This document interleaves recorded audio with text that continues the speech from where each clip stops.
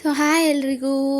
I hope ಎಲ್ಲರೂ ಚೆನ್ನಾಗಿದ್ದೀರಾ ಅಂತ. ನಾನು ಕೂಡ ಚೆನ್ನಾಗಿದ್ದೀನಿ. ಸೊ ಇವತ್ತು ನಾನು ಒಂದು ಹೊಸ ರೆಸಿಪಿ ಜೊತೆ ಬಂದಿದ್ದೀನಿ. ಏನಂತ ಅಂದರೆ ಲಿವರ್ ಮತ್ತು ಗುಂಡ್ಕಾಯಿ ಫ್ರೈ ಮಾಡ್ತಾಯಿದ್ದೀನಿ. ಪರಂಡೆ ಅಂತಲೂ ಕರೀತಾರೆ ಸ್ವಲ್ಪ ಜನ. ಸೊ ಯಾಕೆ ನಾನ್ ವೆಜ್ಸೇ ಮಾಡ್ತೀನಿ, ನನಗೆ ನಾನ್ ವೆಜ್ ಅಂದರೆ ತುಂಬಾ ಇಷ್ಟ. ಸೊ ನಾನು ನಾನ್ ವೆಜ್ ಕುಕಿಂಗ್ ಜಾಸ್ತಿ ಬರುತ್ತೆ ನನ್ನ ಚಾನಲಲ್ಲಿ. ಸೊ ನಾನಿವಾಗ ರೆಡಿ ಮಾಡ್ಕೊಳ್ತಾ ಇದ್ದೀನಿ. ಏನೇನು ಬೇಕು ಇಂಗ್ರೀಡಿಯೆಂಟ್ಸ್ ಅಂತ ಕೂಡ ಹೇಳ್ಬಿಡ್ತೀನಿ. ಮೊದಲಿಗೆ ನಾವು ಈಗ ಮಿಕ್ಸಿ ಮಾಡ್ಕೊಳ್ಳೋಕ್ಕೆ ಹೇಳ್ತಾ ಇದ್ದೀನಿ. ಈರುಳ್ಳಿ ಮತ್ತು ಬೆಳ್ಳುಳ್ಳಿ, ಶುಂಠಿ, ಹಸಿರು ಮೆಣಸಿನ್ಕಾಯಿ ಮತ್ತು ಟೊಮೆಟೊ ಸಹ ರುಬ್ಬಕ್ಕೆ ಹಾಕ್ಕೊಂಡ್ಬಿಡ್ತೀನಿ. ಸೊ ಎಲ್ಲ ಸ್ವಲ್ಪ ಕೊತ್ತಂಬರಿ ಮತ್ತು ಸ್ವಲ್ಪ ಪುದೀನ ಸೊಪ್ಪು ಸ್ವಲ್ಪ ಕಡಿಮೆನೇ ಹಾಕೋಬೇಕು, ಇಲ್ಲ ಪುದೀನ ಸ್ಮೆಲ್ ಜಾಸ್ತಿ ಆಗುತ್ತೆ. ಸೊ ಇದೆಲ್ಲ ಹಾಕ್ಕೊಂಡು ಮಿಕ್ಸಿ ಮಾಡ್ಕೊಂಡು ಗ್ರೈಂಡ್ ಮಾಡ್ಕೋಬೇಕು. ಇವಾಗ ಒಂದು ಬಾಣಲಿಗೆ ಎಣ್ಣೆ ಹಾಕಿ ನಾನು ಏನು ಮಿಕ್ಸಿ ಗ್ರೈಂಡ್ ಮಾಡ್ಕೊಂಡಿದ್ನೋ ಆ ಪೇಸ್ಟ್ನ ಎಣ್ಣೆ ಹಾಕಿ ಚೆನ್ನಾಗಿ ಫ್ರೈ ಮಾಡ್ತಾಯಿದ್ದೀನಿ. ನಾನು ಸ್ವಲ್ಪ ಎಣ್ಣೆ ಜಾಸ್ತಿ ಹಾಕ್ತೀನಿ ಅಡುಗೆಗೆಲ್ಲ. ಸೊ ನೀವು ನೋಡ್ಕೊಂಡು ಹಾಕ್ಕೊಳ್ಳಿ. ಹಾಕಾದ್ಮೇಲೆ ಸ್ವಲ್ಪ ಅರಿಶಿನ ಪುಡಿನ ಸೇರಿಸ್ತಾಯಿದ್ದೀನಿ. ಅರಿಶಿನ ಪುಡಿ ಸೇರಿಸಾದ್ಮೇಲೆ ಚೆನ್ನಾಗಿ ಫ್ರೈ ಮಾಡ್ಕೊಬಿಡಿ. ಚೆನ್ನಾಗಿ ಫ್ರೈ ಮಾಡ್ಕೊಂಡ್ಮೇಲೆ ಇದಕ್ಕೆ ಯಾವುದೇ ರೀತಿ ನೀರು ಹಾಕ್ಬಾರ್ದು. ಚೆನ್ನಾಗಿ ಫ್ರೈ ಮಾಡಿಕೊಂಡು ಅದರಲ್ಲೇ ಫುಲ್ ಎಣ್ಣೆ ಬಿಡಬೇಕು. ಎಣ್ಣೆ ಬೆಂದಿದೆ ಅಂತ ಗೊತ್ತಾಗುತ್ತೆ ನಿಮಗೆ. ಒಂದು ಇದರಲ್ಲಿ ಹಸಿ ವಾಸನೆ ಎಲ್ಲ ಹೋಗ್ಬಿಟ್ಟು ಎಣ್ಣೆ ಬಿಡೋ ಗಂಟ ಚೆನ್ನಾಗಿ ಫ್ರೈ ಮಾಡ್ಕೊಳ್ಳಿ. ಇದನ್ನು ನೋಡಿ ಈ ಥರ ಬರಬೇಕು. ಮೇಲ್ಗಡೆನೇ ಎಣ್ಣೆ ಎಲ್ಲ ಕಾಣಬೇಕು. ಈ ಥರ ನಾನು ತೋರಿಸ್ತಾ ಇದ್ದೀನಲ್ಲ, ಫುಲ್ಲು ಹಸಿ ವಾಸನೆ ಎಲ್ಲ ಹೋಗಿದೆ, ಚೆನ್ನಾಗಿ ಫ್ರೈ ಕೂಡ ಆಗಿದೆ, ಎಣ್ಣೆನೂ ಬಿಟ್ಟಿದೆ. ಈಗ ಈ ಟೈಮಲ್ಲಿ ನಾವು ಏನು ತೊಗೊಂಡಿರ್ತೀವಿ ಲಿವರ್ ಮತ್ತು ಗುಂಡ್ಕಾಯಿನ ಅದನ್ನು ಆ್ಯಡ್ ಮಾಡ್ಕೊತಾ ಇದ್ದೀನಿ. ಅದ್ರ ಕ್ಲಿಪ್ಪಿಂಗ್ ಮಿಸ್ ಆಗಿಬಿಟ್ಟಿದೆ. ಆ್ಯಡ್ ಮಾಡಿಕೊಂಡು ಚೆನ್ನಾಗಿ ಫ್ರೈ ಮಾಡ್ಕೊತಾ ಇದ್ದೀನಿ. ಇದಕ್ಕೂ ಸಹ ಯಾವುದೇ ರೀತಿ ನೀರು ಹಾಕೋಂಗಿಲ್ಲ, ಇಲ್ಲಾಂದರೆ ಹೊಲ್ಸ್ ಮಾಡಿಬಿಡುತ್ತೆ ಅದು. ಚೆನ್ನಾಗಿ ಬೇಯ್ದೇ ನೀವು ನೀರು ಹಾಕ್ಬಿಟ್ರೆ ಚೆನ್ನಾಗಿ ಫ್ರೈ ಮಾಡ್ಕೊಳ್ಳಿ. ಎಷ್ಟಾಗುತ್ತೋ ಅಷ್ಟು ಅದೇ ನೀರು ಬಿಟ್ಟು ನೀರೆಲ್ಲ ಸುಂಡೋಗಿ ಎಣ್ಣೆ ಬಿಡಬೇಕು. ಅಷ್ಟು ಚೆನ್ನಾಗಿ ಫ್ರೈ ಮಾಡ್ಕೋಬೇಕು ನೀವು. ಚೆನ್ನಾಗಿ ಫ್ರೈ ಎಲ್ಲ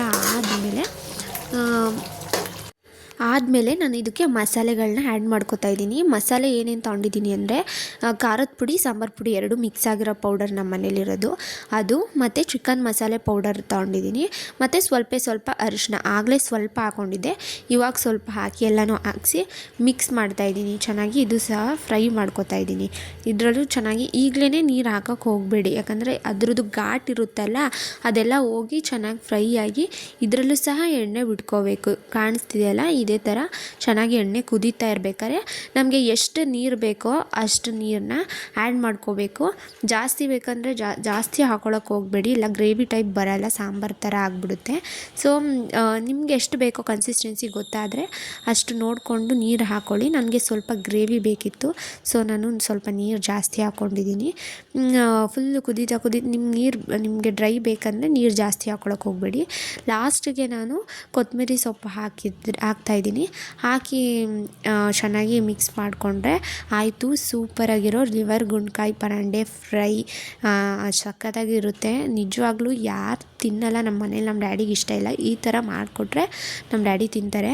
ಸೂಪರಾಗಿರುತ್ತೆ. ಅದರಲ್ಲೂ ಮುದ್ದೆ ಜೊತೆ ಕಾಂಬಿನೇಷನ್ ಅಂತೂ ಸಖತ್ತಾಗಿರುತ್ತೆ. ನಮ್ಮಮ್ಮ ಮುದ್ದೆ ತೆಗಿತಾ ಇದ್ದಾರೆ. ಮುದ್ದೆ ನಾನು ತಿನ್ನಲ್ಲ, ಅಷ್ಟಾಗಿ ತಿನ್ನಲ್ಲ. ಈ ನಾನ್ ವೆಜ್ ಇದ್ದಾಗೆಲ್ಲ ತಿಂತೀನಿ. ಸೊ ಲಿವರ್ ಇದಕ್ಕೆಲ್ಲ ಮಾತ್ರ ಸಖತ್ತಾಗಿರುತ್ತೆ. ಫ್ರೈ ಗೊಜ್ಜಾಗಿ ಗ್ರೇವಿ ಟೈಪ್ ಇನ್ನೂ ಸಖತ್ತಾಗಿರುತ್ತೆ.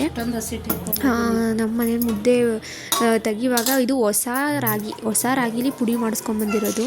ನನ್ನ ತಮ್ಮ ಪುಡಿ ಮಾಡಿಸ್ಕೊಂಬಂದಿರೋದ್ರಿಂದ ಫುಲ್ಲು ನುಣ್ಣಗೆ ಪುಡಿ ಮಾಡಿಸ್ಕೊಂಡ್ಬಿಟ್ಟಿದ್ದೀನಿ. ಫುಲ್ ನೈಸಾಗಿ, ಅಷ್ಟೊಂದು ನೈಸಾಗಿ ಪುಡಿ ಮಾಡಿಸ್ಬಾರ್ದಿತ್ತಂತೆ. ಫುಲ್ಲು ಒಂಚೂರು ತರಿಯಾಗಿದ್ದರೆ ಚೆನ್ನಾಗಿ ಬರ್ತಿತ್ತು ಅಂತ ನಮ್ಮಮ್ಮ ಹೇಳ್ತಿತ್ತು. ಸೊ ಅದಕ್ಕೆ ಸ್ವಲ್ಪ ಮುದ್ದೆ ಚೆನ್ನಾಗಿ ಬರ್ತಿಲ್ಲ, ಹೊಸ ರಾಗಿ ಆಗಿರೋದ್ರಿಂದ. ಹಳೆ ರಾಗಿ ಆದರೆ ಮುದ್ದೆಗಳೆಲ್ಲ ಚೆಂದ ಅಂತ ಹೇಳ್ತಿತ್ತು. ಸೊ ನಾವು ನೀನು ಎಲ್ಲ ಆದಮೇಲೆ ಈ ನಾನ್ ವೆಜ್ ಇದ್ದಾಗಂತೂ ಹೊಟ್ಟೆ ಹಸಿದೇ ಇರೋದು, ಬೇಗನೆ ಹೊಟ್ಟೆ ಹಸಿಯೋಕ್ಕೆ ಸ್ಟಾರ್ಟ್ ಆಗಿಬಿಡುತ್ತೆ. ಸೊ ಊಟಕ್ಕೆಲ್ಲ ಕುತ್ಕೊಂಡು ಊಟ ಹಾಕ್ಕೊಂಡು ಎಲ್ಲರೂ ಒಟ್ಟಿಗೆ ಊಟ ಮಾಡ್ತೀವಿ. ಊಟ ಡೈಲಿ ಹಂಗೇ ಎಲ್ಲರೂ ತಂದಿಟ್ಕೊಂಡು ಹೀಗೆ ಊಟ ಮಾಡೋದು. ಸೊ ನಿಜವಾಗ್ಲೂ ಟ್ರಸ್ಟ್ ಮೀ ಸಖತ್ತಾಗಿತ್ತು. ಉಪ್ಪು ಖಾರ ಎಲ್ಲ ಒಂಚೂರು ಖಾರ ಜಾಸ್ತಿನೇ ಹಾಕ್ಕೊಳ್ಳಿ, ಸಖತ್ತಾಗಿರುತ್ತೆ. ಮುದ್ದೆ ಜೊತೆಗಂತೂ ನನಗಂತೂ ತುಂಬ ಅಂದರೆ ತುಂಬ ಇಷ್ಟ ಆಯಿತು. ಸೊ ಯಾರೆಲ್ಲ ನನ್ನ ಚಾನಲ್ನ ಇವಾಗ ನೋಡ್ತಾ ಇದ್ದೀರೋ ಪ್ಲೀಸ್ ಸಬ್ಸ್ಕ್ರೈಬ್ ಮಾಡಿಕೊಂಡು ನೋಡಿ ಅಂತ ಹೇಳ್ತಾ, ಲೈಕ್ ಮಾಡಿ, ಶೇರ್ ಮಾಡಿ, ಕಮೆಂಟ್ ಮಾಡಿ ಇಷ್ಟ ಆದರೆ. So so thank you so much. ನನ್ನ ವಿಡಿಯೋ ನೋಡ್ತಾ ಇರೋರೆಲ್ರಿಗೂ ಥ್ಯಾಂಕ್ ಯು ಸೋ ಮಚ್ ಅಂತ ಹೇಳ್ತಾ ಈ ವಿಡಿಯೋನ ಇಲ್ಲಿಗೆ ಎಂಡ್ ಮಾಡ್ತಾಯಿದ್ದೀನಿ. ಟಾಟಾ ಬಾಯ್ ಬಾಯ್. ಸೂಪರಾಗಿತ್ತು, ನಿಜವಾಗ್ಲೂ ಟ್ರೈ ಮಾಡಿ.